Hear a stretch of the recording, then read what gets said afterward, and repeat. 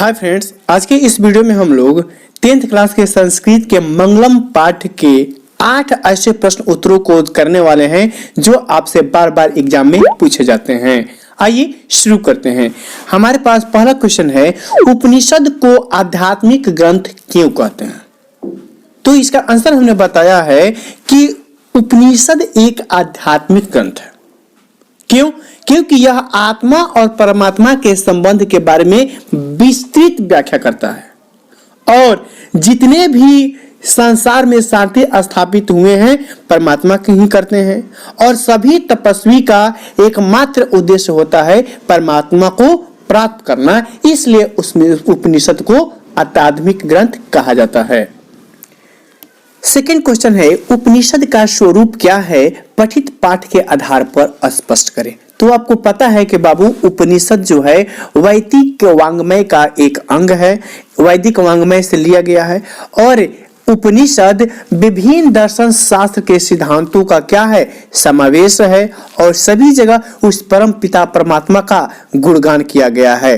परमात्मा के द्वारा ही यह संसार बनाया गया है और उनके द्वारा ही यह संचालित है। सत्य की प्रकाष्ठा ही ईश्वर का मूर्त रूप है। ईश्वर ही सभी तपस्याओं के परम लक्ष्य है।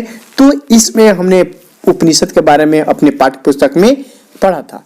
क्वेश्चन नंबर 3 है बाबू, महान लोग संसार रूपी सागर को कैसे पार करते हैं? तो आइए देखते हैं। श्वेताश्वर उपनिषद में ज्ञानी और अज्ञानी लोग में अंतर कौन बता रहे हैं? महर्षि वेद व्यास। और ये बताते हैं कि अज्ञानी लोग जो हैं अंधकार स्वरूप होते हैं और ज्ञानी प्रकाश स्वरूप हैं।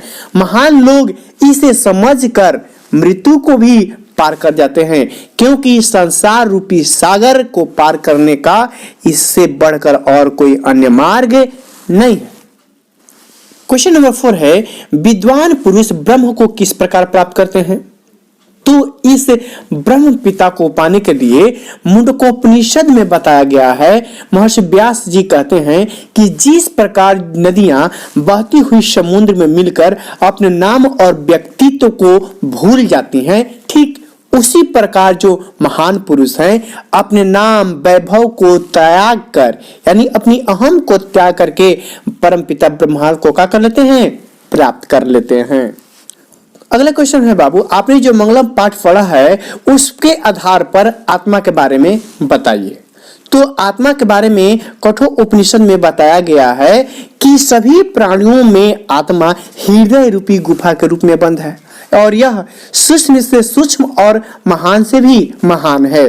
इस आत्मा को कोई वश में नहीं कर सकता है। विद्वान लोग इसे शोक रहित होकर परमात्मा अर्थात ईश्वर को भी प्राप्त कर लेते हैं, ईश्वर के दर्शन कर लेते हैं।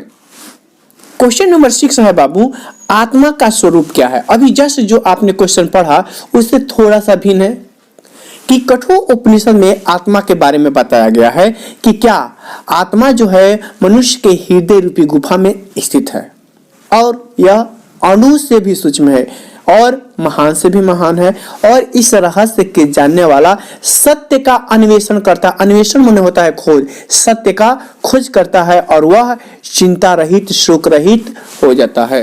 क्वेश्चन नंबर 7 है, मंगलम पाठ का परिचय दें। तो आइए मंगलम पाठ का परिचय देते हैं कि यह मंगलम पाठ में 4 मंत्र क्रमशः ईशावास्य, कट, मुंडक और श्वेताश्वर से लिया गया है। उपनिषद में विशुद्ध आध्यात्मिक ग्रंथों के रूप में महत्व है और इन्हें पढ़ने से परम सत्ता के प्रति श्रद्धा उत्पन्न होती है और सत्य की खोज की प्रवृत्ति उत्पन्न होती है। आध्यात्मिक खोज में भी उत्सुकता होती है। उपनिषद ग्रंथ विभिन्न वेदों से क्या है? संबंधित हैं। क्वेश्चन नंबर 8 है, मंगलम पाठ के आधार पर सत्य के महत्व पर प्रकाश डालिए।